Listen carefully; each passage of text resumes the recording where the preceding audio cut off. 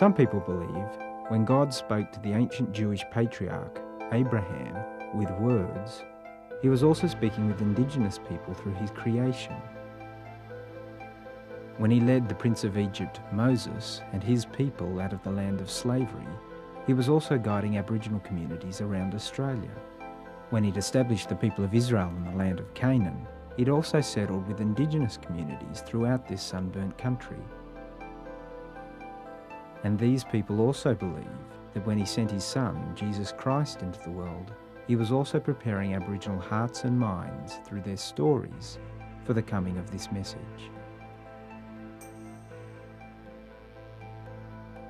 He's not a God who's come from outside, but God who's been with us through our journey, our history. God gave the Aboriginal people laws to govern their own people, even though they were unwritten. God gave them spirituality in which they worshipped God. They knew that there was the right from wrong. They knew that there was a devil. They knew that there was a God, and so on. And the Dreaming Time stories are all stories of creation. After Jesus had been crucified and had died, his disciples claimed that he'd risen from the dead. The church was established, and this message spread across every continent. By 166, the message had reached Britain. In 215, churches spread across the upper parts of Africa.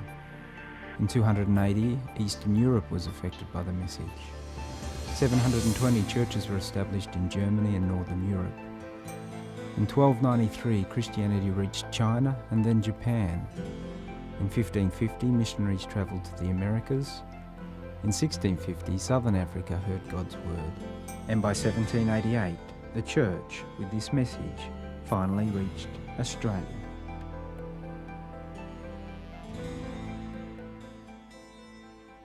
Over the last 200 years, many have criticised the church's work. You go and get a job, you apply for the same job, same qualifications, you don't get it at all. Even within the church, you don't get it. And their lack of understanding of the history of the church in this country down through the years, how they did oppress our people. Because I think that that's probably one of the biggest problems for the lack of support for Indigenous ministries, is the people's lack of knowledge of what happened as a result of colonisation and the church coming to this country. The Reverend Richard Johnson was the first minister to arrive in Australia. He arrived with the First Fleet. His sponsor, William Wilberforce, wanted him to establish churches as well as start ministering to local Aboriginals. However, the first governor of the new colony, Governor Phillip, wasn't interested in helping him and building these churches. He was preoccupied with establishing an economic infrastructure for the colony. Since the Reverend Richard Johnson wasn't a politician, he didn't have the strength of character or the political clout to motivate Governor Phillip to have a church built in Sydney or Parramatta. For the first 5 years of his ministry, Sunday services, marriages, baptisms and funerals were held outside or in people's homes and places of work. With no church resources, Johnson was flat out coming to terms with ministering to the white community, let alone ministering to the local Aboriginals. By 1793, the Church of England realised that ministry in the new colony was not going particularly well, so they sent a tough-minded man who could play politics with the governors of New South Wales and get things done. His name was the Reverend Samuel Marsden. The Reverend Samuel Marsden was the right man for the job. Under his leadership, churches were built all over the colony. Marsden also began evangelistic ministry to the local Aboriginal community. However, unlike Richard Johnson, Marsden wasn't a natural pastor. He was an impatient man and expected Aboriginals to embrace European culture and the Christian message. When this didn't happen, he wrote in his diary, "The Aborigines are the most degraded of the human race. The time has not yet arrived for them to receive the great blessings of civilization and the knowledge of Christianity." Marsden was so upset by the lack of response by local Aboriginals that he decided to change the church's missionary focus from Australian Aboriginals and redirected money and resources towards the New Zealand Maoris, believing that they were a far more civilised race and open to the gospel. It wasn't until 1821, 33 years after the First Fleet arrived, that missionary activity to Indigenous communities really got going. Missionary organisations, separate from the English churches, had recently been established in England. They sent ministers not to establish churches, but to solely minister towards Aboriginal communities. However, since Samuel Marsden was still the senior minister in Sydney, these missionary organisations gave him the responsibility of controlling missionary funding and resources. Although Samuel Marsden's opinion towards Aboriginals had mellowed a little, his approach in regards to ministering to them hadn't. He still believed that to teach an Aboriginal person about Jesus, one first had to civilise them and make them Europeans. His views enormously influenced missionary activity for 150 years. Several Indigenous ministers share their views on the Church's failure to minister to their people. In the early days when the missionary came, so they brought England with them. The way that they had to do their service over there. And I suppose the Lutheran, they'll say when the Lutheran pastor came out, they brought from Germany and so on. But most of the missionaries that came to our shores, they brought their Christianity with them. And one of the saddest things that in some of them, they didn't understand the Aboriginal culture. And they only knew one culture, their culture. And they're expecting us to change overnight and be to follow their culture. Instead of going in and learning the culture of our people and look at ways in which God has developed and allowed the culture to develop down through the years, they have failed to recognise within the culture God at work, and have totally I suppose they come like a bull at the gate, and these little heathens need to be evangelised, and we're going to be the ones that do it, and this is how we're going to do it, instead of going in and learning about the culture and inquiring the best way forward to presenting to our people the gospel. And so then in that comparison, when the white man should have come and listened and looked at all of that aspect of the way they lived, the way they did things, the governing bodies, the spiritual aspect of that, then they would have then related the gospel in that way. The Apostle Paul did that in the book of Acts. He came along to Athens and he saw all of these things, and he saw this inscription on this rock, "To an unknown God." He said, "I'm going to tell you all about him." And so he talked about Jesus, and that's what they should have done. There were some missionaries that did try to integrate into Indigenous culture.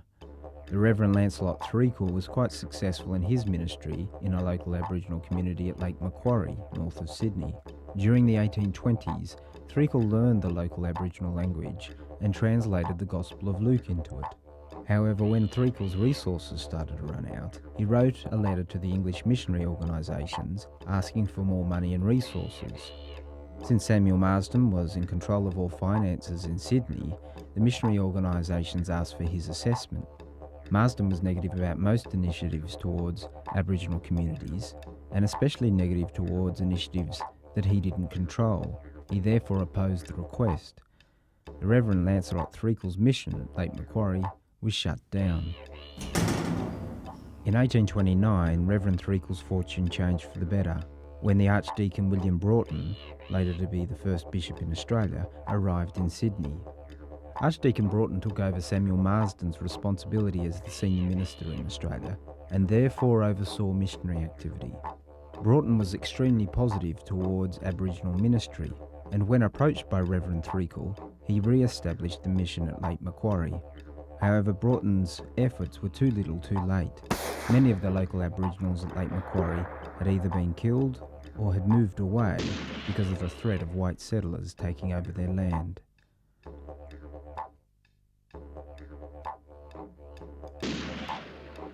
Unfortunately, white aggression wasn't confined to Lake Macquarie.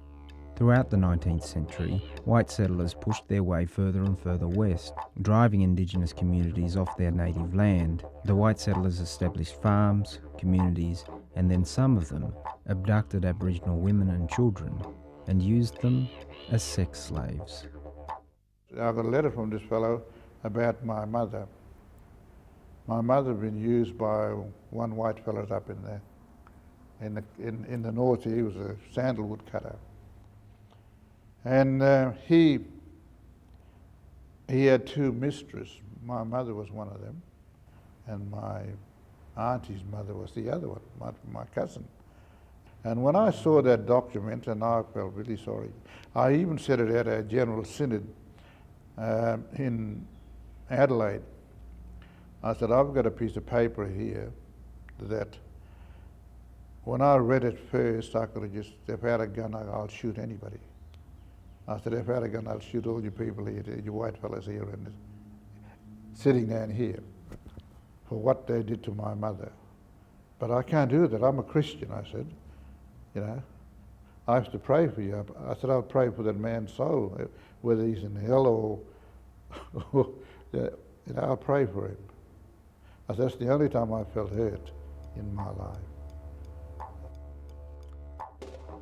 Some Aboriginal men tried to defend their families and reclaim their land back, but their spears were no match for the white man's firepower. During the 19th century, white aggression was fueled by a moral debate concerning the humanity of Aboriginals. Some men claimed that Aboriginals didn't have a soul and therefore weren't human. During 1853, Reverend Threakill outlined the true reason of why this debate had arisen. It was maintained by many of the colony that the blacks had no language at all, but were only a race of the monkey tribe. This was a convenient assumption, for if it could be proved that the Aborigines were only a species of wild beasts, there could be no guilt attributed to those who shot them off or poisoned them. The Anglican Church at Yarrabah was started to look to protect the Aboriginal people. Protect them from what? From you people killing us. That was one of that in the early days. See, my mother and father, and not only my mother and father, but all the other Aboriginal people who come from the north, their parents were chased on horseback by police. You know, grabbing them and shooting them. We wanted to get rid of them all. When the Germans came out and they done their mission work, they actually saved us from extinction. You know, I believe that when they said, no, we'll take them in, we could have a mission to these people and save them. So, and I'm thankful to the pastors that did take our people in. So. By the late 1880s, the government followed the church's lead and set up the Aboriginal Protection Board. The board was set up to protect the 9,000 Aboriginals in New South Wales. Their policy was to remove children from mixed descent and integrate them into white society by sending them to a government or church mission. This policy continued until 1970. The outworkings of this policy can be seen in the lives of the stolen generation. I was taken from my parents when I was 6 months old, put into a home at Mount Margaret, which was about 400 k's north of Kalgoorlie, and was separated from my parents from when I was 6 months old. I spent the first 14 years of my life within that institution. I can speak for my family only, that they were taken away from their parents or for survival, really. Now, I wouldn't be talking to you this morning if it wasn't for that. You know, for the church protecting our people in the north. The primary reason church missions were set up all over the country was to teach Aboriginal people about Jesus. But since white aggression was so intense, the missions evolved into places of refuge. Even though these missions were set up to protect and educate Aboriginal children, some staff members took advantage of their position and abused those under their care. I often think about an incident that happened in my life where I think back quite often where an injustice was done to me. I was only about 13-year-old, not even that, about 12 I think I was at the time. And that scar that's been there has continued to be there. Even though in my mind I've forgiven the person that did the injustice, but the scar will be there. But that eventually the scar will go when God comes and takes us. Was the church wrong in playing a role in the stolen generation?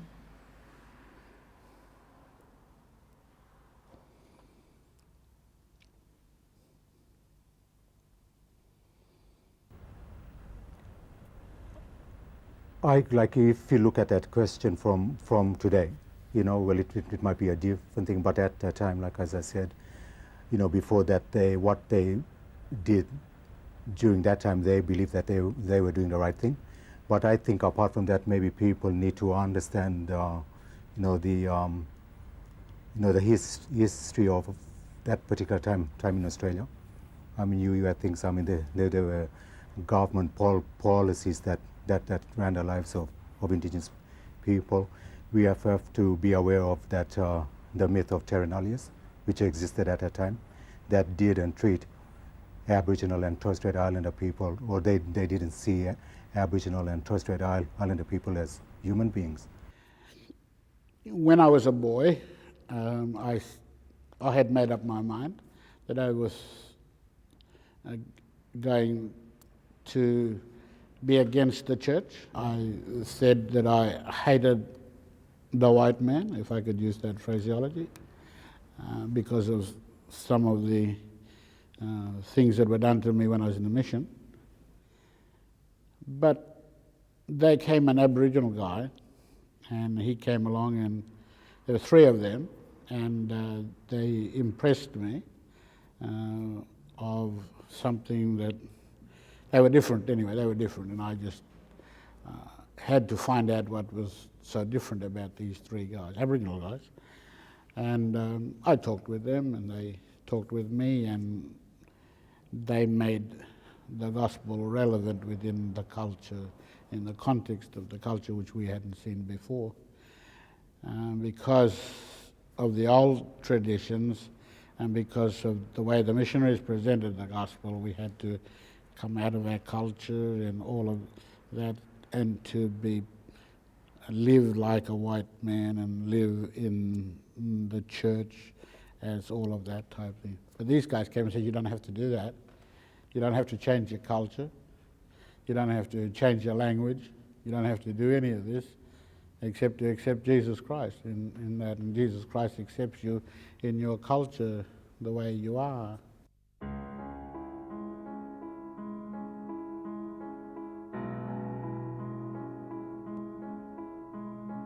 Some Indigenous leaders have described the landing of the first fleet during 1788 as the beginnings of an invasion campaign. A brief look at Australia's history would justify their claim. Throughout the 19th and most of the 20th centuries, Aboriginals have been regarded as second-class citizens, or worse, treated like animals. Sadly, the church has also played a part in contributing to this pain through poor policies and lack of action. However, the arrival of the church and the first fleet did bring one blessing. And don't get us wrong, we're thankful that when the fleet arrived in Botany Bay in 1788, that the Word of God was on board. And as a result, the gift of salvation, or the manifestation of salvation through Christ, came to this land. So our people, our ministers, are very thankful that the Word of God came to this country back in 1788. However, the way in which it was implemented is questionable. Today, many people believe we can't go forward into the future until we deal with our past. Since churches have failed serving Indigenous communities over the years, do they, and the God to whom they serve, have a role to play in bringing peace and reconciliation to our nation? I think that the church is not exempt from making mistakes, and they've certainly made mistakes down through the years, and well, that's evident, the lack of ministry amongst our people. My great hope for this country that we would become a more tolerant people, a more people that would have understanding of other people and acceptance of other people. And I think the best way for that is through the church. And even though people say the church is not the body to be part of that, but I think and I believe it is the place where we can be brought together. And we know that true reconciliation can only happen within the framework of the church, because And to me, reconciliation is not, will probably never be achieved on the general, in the general community, because reconciliation is based on personal relationships with God. And once we get that right, then God works in reconciling us to one another. And I think when we realise the steps the Son of God had to take to come to where we are, we're fully appreciating the kind of lifestyle God came into in His Son to be like us, to identify Himself with us. It does not say that God is not, that God is not powerful, because He is. And He is powerful enough, and that power is explained or displayed in the fact that their Indigenous churches are being established, and the work has continued regardless of the lack of support of mainstream denominations. The church is being established amongst our people, and it's only lately that the mainstream denominations have cottoned onto it. Although the Church's policy and approach to Indigenous ministry has varied over the years, one thing has remained the same: its message.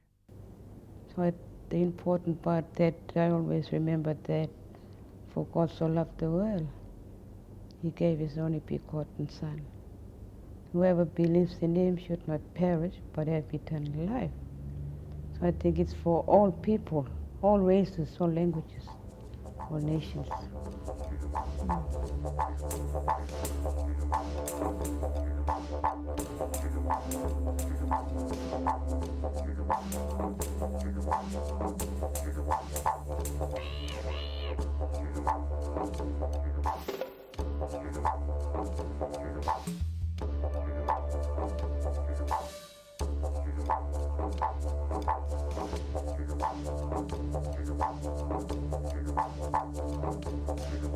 Mm.